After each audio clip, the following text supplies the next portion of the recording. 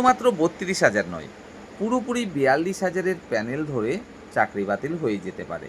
ঠিক যেমনটা হয়েছে ২৬,০০০ চাকরি বাতিলের ক্ষেত্রে হতে পারে। আবারও বলছি, সেই সম্ভাবনাটা কিন্তু অনেকটাই উঠে আসছে। আর এর থেকে মুক্তি পেতে গেলে, অর্থাৎ চাকরি বাঁচাতে গেলে যারা এই ৪২,০০০-এর মধ্যে রয়েছেন তাদেরকে কিন্তু অবশ্যই ভালো মানের আইনজীবী হায়ার করতে হবে। শুধু তাই নয়, আপনাদের চাকরি বাঁচানোর জন্য যে এভিডেন্সগুলো প্রয়োজন সেগুলো চেষ্টা করতে হবে আইনজীবীর হাতে তুলে দেবার জন্য, যেন তিনি সঠিকভাবে লড়াইটা লড়তে পারেন এবং আপনাদের চাকরিটা বাঁচাতে পারেন। কেন চাকরি বাতিল হওয়ার চূড়ান্ত একটা সম্ভাবনা উঠে আসছে? দেখুন, এই যে ৩২,০০০ চাকরি বাতিল মামলা, যদিও বা ৩২,০০০ নিয়োগ হয়নি, নিয়োগটা হয়েছিল ৪২,০০০ প্লাস, যার মধ্যে প্রায় ১০,০০০ ক্যান্ডিডেট মতো ডিএলএড প্রশিক্ষণপ্রাপ্ত রয়েছেন যারা নিজেদেরকে সেফ মনে করছেন, যদিও বা তারা পুরোপুরি সেফ কিন্তু নয়। এই যে চাকরি বাতিল মামলাটা ৩২,০০০-এর, যদি আইনজীবীরা মনে করেন যে না, এই প্যানেলটায় পুরোটাই দুর্গন্ধ রয়েছে, তাই পুরো প্যানেলটাই বাতিল করে দেওয়া উচিত, সেক্ষেত্রে কিন্তু ওই ১০,০০০ ক্যান্ডিডেটও সেফ নয়। যারা বলবেন যে আমাদের তো ডিএলএড ছিল, আমাদের তো বেশি নম্বর ছিল, ট্রেনিংয়ের নম্বরটা আমরা পাওয়ার কারণে, তা আমাদের তো অবশ্যই চাকরি হয়ে যেত।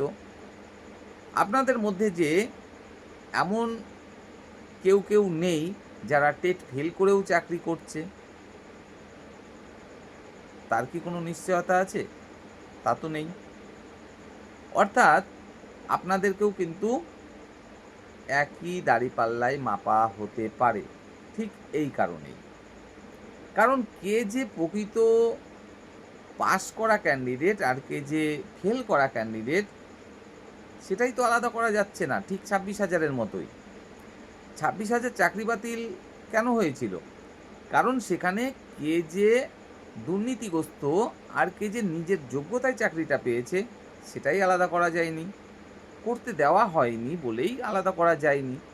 আগে থেকেই সেরকমভাবে সমস্ত কিছু সাক্ষী প্রমাণ লোপাট করে দেওয়া হয়েছিল, এই কারণেই করা যায়নি আলাদা।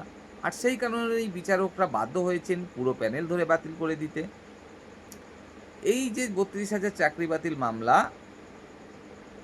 আপনাদের নিয়োগটা যদিও বা ৩২,০০০ হয়নি, ৪২,০০০ প্লাস হয়েছিল, এখানেও তো আলাদা করার কোনো রকম রাস্তাই নেই যে কে দোষী আর কে নির্দোষ। তো এক্ষেত্রে যে বিচারকরা পুরো প্যানেল ধরে বাতিল করে দেবেন না, তার কি কোনো নিশ্চয়তা আছে? নেই তো, তাই না? আর এবার কথা হলো, কেন চাকরি পুরো প্যানেল ধরে বাতিল হয়ে যাওয়ার একটা প্রবল সম্ভাবনা দেখা যাচ্ছে? দেখুন, এই যে ৩২,০০০ চাকরি বাতিল মামলাটা, এটা একদিনের নয়, বহুদিনের। সিঙ্গেল বেঞ্চে আমরা কি দেখলাম? পুরো প্যানেল ধরে বাতিল করে দেওয়া হলো। ডিভিশন বেঞ্চ কি করলো? ঠিক উল্টো জাজমেন্ট দিল, কারুরই চাকরি বাতিল হলো না। সুপ্রিম কোর্টে এখন কি হয় সেটাই দেখার বিষয়। আপনাদের এই বিষয়টা মাথায় অবশ্যই রাখা উচিত বা রাখতে হবে। কিছুদিন আগে পর্যন্ত ক্ষমতায় ছিল অন্য এক সরকার, এবং তাদের আমলেই কিন্তু আপনারা নিয়োগপ্রাপ্ত হয়েছেন। যারা দুর্নীতির মাধ্যমে কিছু মানুষজনকে যদি নিয়োগ করেও থাকে, তাহলে সেই সরকারের দায়িত্বপ্রাপ্ত যে কর্মচারীরা, তারাই করেছেন এই সমস্ত কাজকর্মগুলো। তাছাড়া সরকার কখনোই চায়নি যে এই প্যানেলটা পুরোপুরি বাতিল হয়ে যাক, যার একটা খারাপ প্রভাব পড়ুক ভোটের উপরে, এবং সেই কারণেই সরকার বাধ্য হয়েছে আপনাদের পক্ষে দাঁড়াতে। যদিও বা এমনটা হয়েও থাকে যে সরকারের যে উচ্চপদস্থ যে মন্ত্রীরা, তারা সবাই জানেন এমনটা নয়, হয়তো কেউ কেউ জানতেন, কেউ কেউ জানতেন না, এরকমটা ঘটতে পারে। তবুও যারা জানতেনও না তারাও বাধ্য হয়েছেন আপনাদের পক্ষে দাঁড়াতে। কেন? ভোটের একটা ব্যাপার রয়েছে, যদি পুরো প্যানেল বাতিল হয়ে যায় তাহলে ভোট ব্যাংকে একটা প্রভাব পড়বে, তাই বাধ্য হয়েছিল আপনাদের পাশে দাঁড়াতে এবং আপনাদের চাকরি যেন বাতিল না হয় তার জন্য প্রয়োজনীয় সব রকম পদক্ষেপ গ্রহণ করতে। কিন্তু বর্তমান সরকার, তার কিন্তু এত বড় ঠেকা পড়েনি আপনাদের পক্ষে দাঁড়াবে। হয়তো আপনারা বলতে পারেন যে আমরা তো রাজ্য সরকারের একজন কর্মচারী, তো রাজ্য সরকারের অবশ্যই তো এটা উচিত।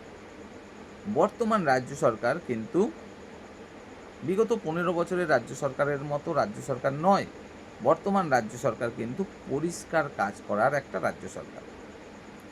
এখানে যদি কেউ দোষী হয়ে থাকে তাকে মাফ করে দিতে হবে, সেরকম কিন্তু সংবিধান নিয়ে চলে না বর্তমান রাজ্য সরকার। বর্তমান রাজ্য সরকার আমরা দেখছি প্রত্যেকটা ক্ষেত্রে কি করছে, যেটা স্বচ্ছ সেই বিষয়টার দিকেই প্রাধান্য দিচ্ছে। অর্থাৎ বর্তমান রাজ্য সরকার আপনারা ধরে নিতেই পারেন আপনাদের পাশে কিন্তু থাকবে না। অর্থাৎ আপনাদের চাকরি যদি বাঁচাতে হয় তাহলে আপনাদেরকেই বাঁচাতে হবে, এবং তার জন্য অবশ্যই ভালো মানের আইনজীবী আপনাদের হায়ার তো করতেই হবে। শুধু তাই নয়, চাকরিটা যেন আপনাদের বেঁচে যায় তার জন্য যত রকম এভিডেন্স সংগ্রহ করা যায় সেগুলো অবশ্যই আপনাদের সংগ্রহ করতে হবে, এবং আপনাদের যে হায়ার করা আইনজীবী তাদের হাতে তুলে দিতে হবে। তাছাড়া বিকল্প কোনো রাস্তা নেই। এমনকি যারা ডিএলএড প্রশিক্ষণপ্রাপ্ত 10,000 মতো ক্যান্ডিডেট রয়েছেন এই 42,000 প্লাসের মধ্যে, তাদেরকেও কিন্তু কাঁধে কাঁধ মিলিয়ে লড়াই করতে হবে বাকি 32,000-এর সাথে। কেন? কারণ ওই 32,000-এর সাথে সাথে পুরো প্যানেলটাই কিন্তু বাতিল হয়ে যেতে পারে যে কোনো মুহূর্তে। এবার প্রশ্ন হলো, আমি যে এত সময় বললাম আপনাদের লড়াই করার কথা, তবে পুরো প্যানেল বাতিল হওয়াটা যেমন মানে আমরা অন্তত মন থেকে মেনে নিতে পারবো না, তেমনি এটাও সত্যি কথা, যদি কোনো দুর্নীতিগ্রস্ত ব্যক্তি এর মধ্যে থাকেন তার চাকরিটা বাতিল হওয়া কিন্তু অবশ্যই বাঞ্ছনীয়। কারণ তার কারণে একজন যোগ্য ক্যান্ডিডেট চাকরিটা কিন্তু পায়নি। এবার প্রশ্ন হলো ঠিক সেই জায়গাতেই, তাহলে কিভাবে সেটা চিহ্নিত করা যাবে? 26,000-এ তো চিহ্নিত করা যায়নি, এখানেও সেই একই পরিস্থিতি, চিহ্নিত করার কোনোই রাস্তা রাখেনি। তাহলে হবেটা কি?